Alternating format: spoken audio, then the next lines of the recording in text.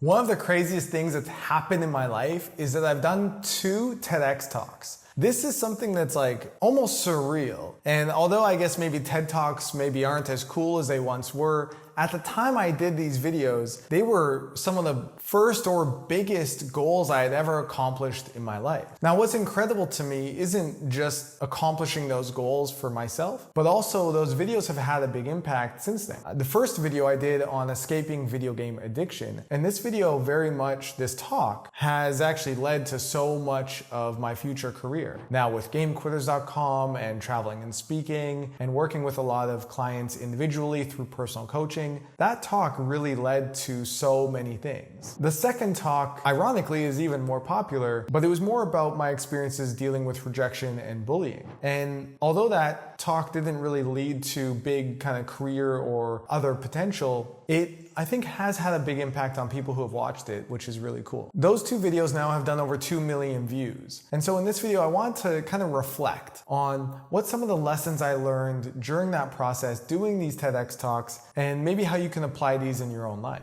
The first lesson is you have to see it before you believe it. One of the very first things that led to me doing a TEDx talk was attending a TEDx event. I attended TEDx Mile High.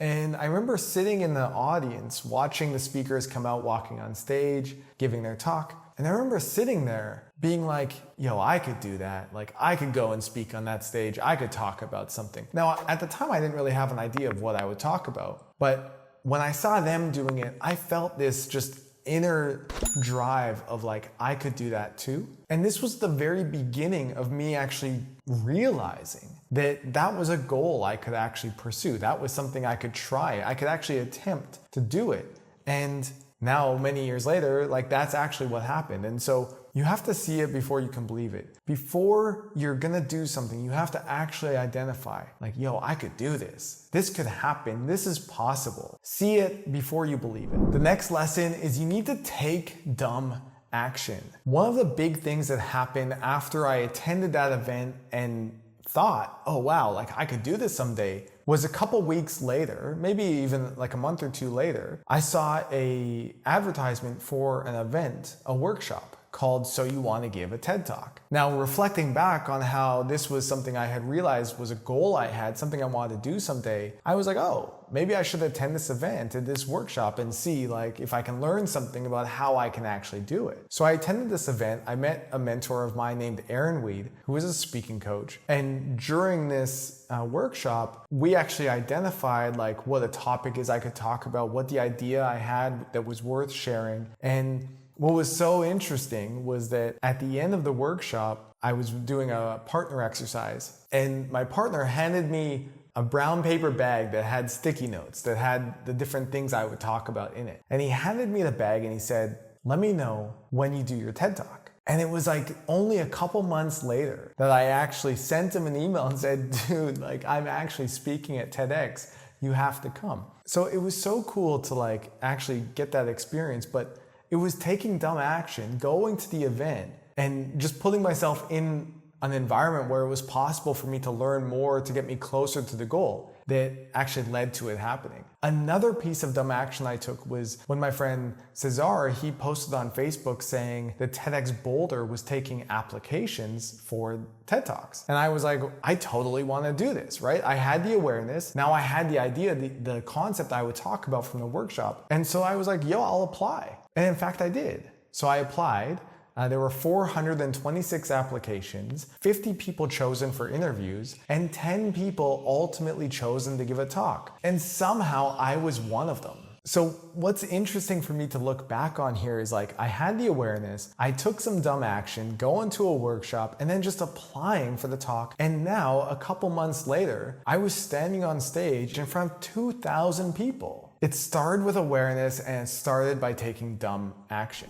Now, when I got accepted to speak at TEDx, I got a lot of anxiety. I had never spoken on stage before. I kind of was just, had awareness, took dumb action, and then somehow got it, and then was like, oh, now I have to actually do it. So I was watching a TED Talk by my friend Sam Soli, and he did a TED Talk all about understanding what your definition of success is. And so in this video, the main takeaway I took from it was I needed to define like what was success for me at TEDx. Was it 1 million views? Was it a standing ovation? Was it becoming super famous? What was the goal I had with it? What was my definition of success? Now for me, my definition of success was to have no regrets. And what that meant for me was that I wanted to give it my all. I wanted to practice, I wanted to prepare, I wanted to do the research. I wanted to spend the time to really do the best job I could with the talk and see where it went from there. So I practiced my speech like so many hours.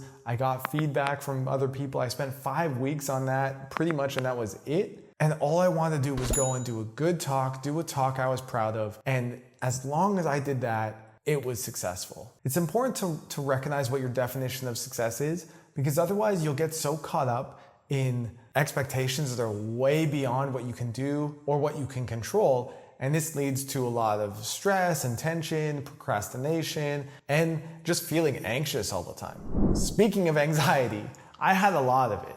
I was in my early 20s, and doing a talk in front of like a sold out theater, 2,000 people, was really intense. So I used to get really anxious. And what I decided was to navigate my anxiety, I used visualization.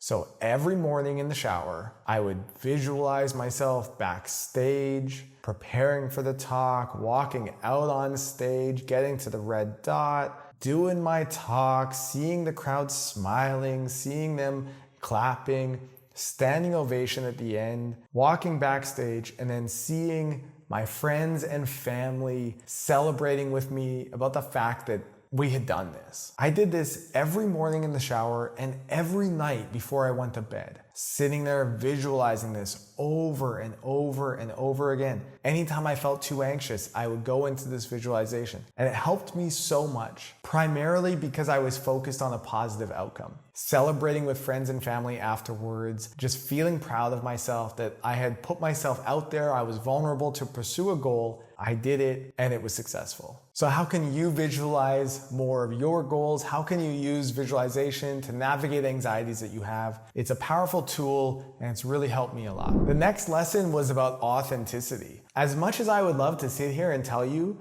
that speaking at TEDx, especially the first time, went really well, it didn't. And in fact, I actually blanked out twice on stage. Totally forgot what I was supposed to say. Again, in front of 2,000 people in a sold out theater. It was really awkward. I've never felt the the awkwardness of having 2,000 people looking at me being like, what is this dude doing? So it was a bit awkward. But there was a really key lesson in here that I think fundamentally changed how I lived my life. And what it was that in those moments, I was authentic. The first time I just said, oops, I forgot my line, and the crowd laughed and I started again. The second time it happened, man, I was so disappointed in myself because I was like, yo, this is happening again. Like the audience gave you a second chance and you've ruined it. And so I said something along the lines of like, damn, well, looks like I fucked that up again. Crowd laughed, broke the tension, started again, and kept going.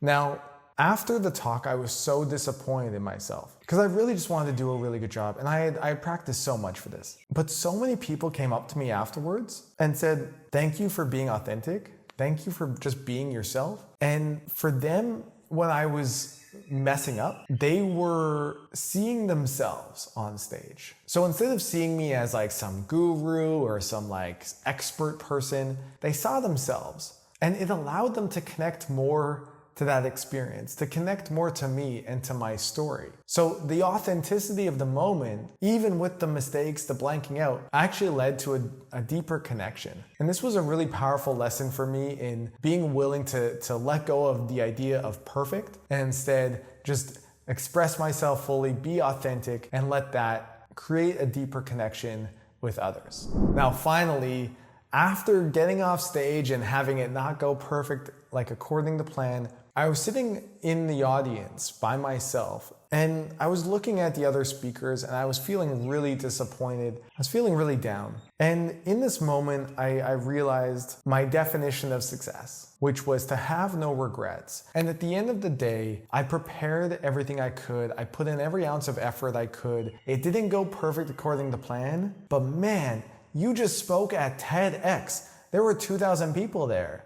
My family was there. Like, I had 40 friends in the audience who were there supporting me. A friend put on an after party afterwards. Like, no one's ever done that for me in my life. And I just felt like all I could be is grateful. So grateful for the experience, so grateful for the opportunity, so grateful for myself, putting myself out there and trying and making an attempt to do something great. And I just felt like if I sat there and felt bad about it or felt bad that it wasn't perfect or any of these sorts of thoughts, I was just an asshole. And instead I should be so grateful that I got the chance to have this experience and grateful for the effort that I put in and just the opportunity. So that's what I focused on. I focused more on gratitude. I went, connected with people, was honest with the audience, was honest with my family, with my coaches. I was just like, I allowed it to be the perfect, imperfect experience. And I think that really made a big difference for me as I went forward in my life. So things might not always go according to plan,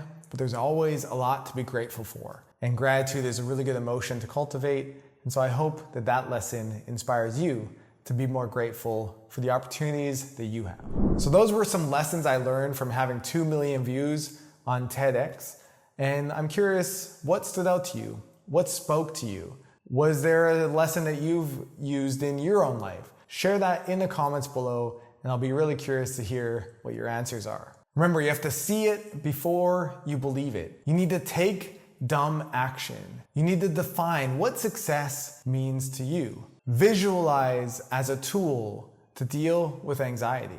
Be yourself, be authentic, and remember, always have gratitude. If you follow this formula, you'll do so well in your life and you'll just experience more joy, more bliss, and a deeper sense of connection. So I hope you enjoyed today's story. I know it's a bit different than what I would typically put out on the channel, but this was kind of a cool video for me to make to kind of reminisce on that experience. And honestly, being 33 now, looking back, I was around 24, 25 at the time I did that. And it's just led to so much. It's crazy to kind of think about how far things have gone. Looking back, I really did have a lot to be grateful for. So I hope you guys enjoyed that, and I hope you found it valuable. If you're new here, hit subscribe, leave a comment below. We'd love to have you join our community and be a part of our movement. But that's it for me today, guys. I hope you're having a great day, and I'll talk to you soon. All right, peace.